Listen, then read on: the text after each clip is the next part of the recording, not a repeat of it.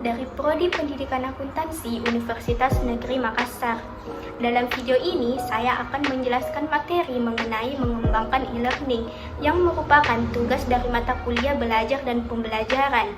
Bagaimana ya penjelasan mengenai materi e-learning ini? Mari kita simak video berikut.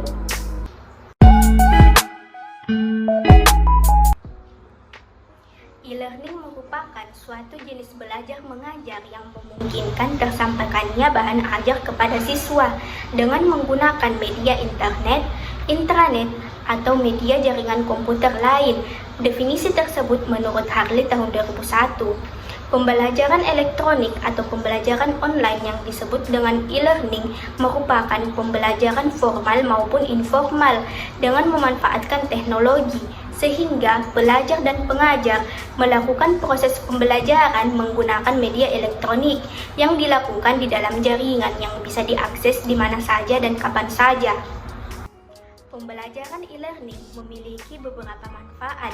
Manfaatnya yaitu yang pertama, meningkatkan kemandirian. Menggunakan e-learning memberikan kesempatan kepada siswa untuk memegang kendali proses pembelajaran. Siswa dituntut untuk mandiri, baik dalam mengatur waktu, meningkatkan motivasi belajar, dan hal lainnya yang menunjang kesuksesan belajar. Yang kedua, pendekatan belajar yang santai.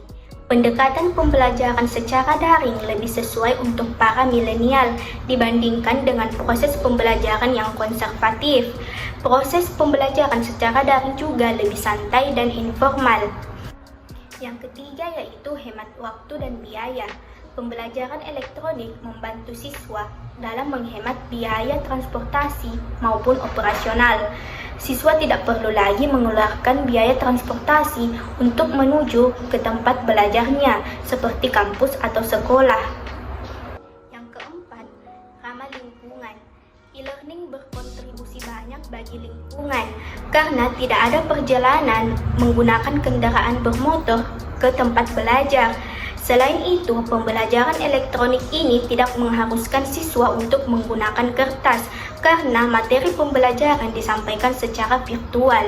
Hal tersebut membantu untuk melestarikan hutan dan mengurangi limbah kertas.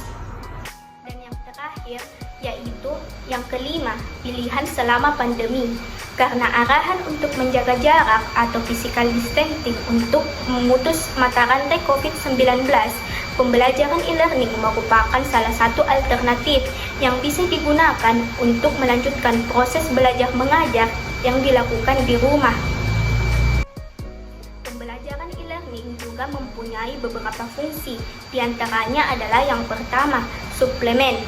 Dikatakan berfungsi sebagai suplemen atau tambahan karena apabila peserta didik mempunyai kebebasan memilih apakah akan memanfaatkan materi pembelajaran elektronik atau tidak. Dalam hal ini, tidak ada kewajiban atau keharusan bagi peserta didik untuk mengakses materi pembelajaran elektronik, sekalipun sifatnya ini opsional. Yang kedua, komplemen atau tambahan. Dikatakan berfungsi sebagai komplemen atau pelengkap apabila materi pembelajaran elektronik diprogramkan untuk melengkapi materi pembelajaran yang diterima siswa di dalam kelas. Terakhir, yang ketiga yaitu pengganti atau substitusi. Model ini di beberapa perguruan tinggi negara-negara maju digunakan sebagai alternatif kegiatan pembelajaran perkuliahan kepada para mahasiswa. Tujuannya agar para mahasiswa dapat secara fleksibel mengelola kegiatan perkuliahannya sesuai dengan waktu dan aktivitas lain sehari-hari mahasiswa tersebut. Terdapat pula model-model pembelajaran e-learning, yaitu menurut Rusman 2013 menyatakan setidaknya ada 3 model pembelajaran e-learning untuk mengembangkan sistem pembelajaran berbasis internet ini, seperti yang pertama, web course. Web course diartikan sebagai penggunaan internet untuk keperluan dunia pendidikan. Yang praktiknya, peserta didik dan pengajar terpisah sepenuhnya dan tidak dibutuhkan adanya tatap muka. Model pembelajaran yang kedua yaitu web-centric course. Web-centric course merupakan pemanfaatan internet yang mengombinasikan antara konsep belajar jarak jauh dengan tatap muka atau konvensional.